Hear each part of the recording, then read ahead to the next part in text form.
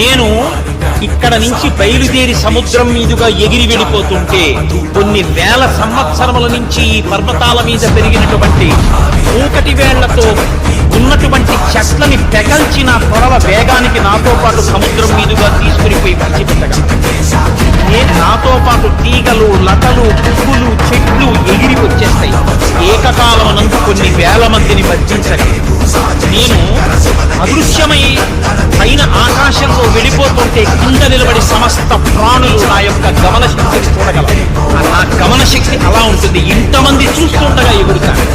ఆకాశంలో మెరుపు వస్తే ఎలా ఉంటుందో ఆ మెరుపు తీగ కన్నా వేగంగా మబ్బుల్లోంచి ప్రయాణం చేస్తాను. అంతటి పరాక్రమం, అంతటి బుద్ధి, అంతటి తేజస్సు, అంతటి లాఘవం నా యందు ఉన్నాయి.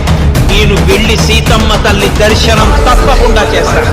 చేసి మళ్ళీ 100 యోజనములు తిరిగొచ్చి మీ అందరికీ శుభవార్త చెప్తాను.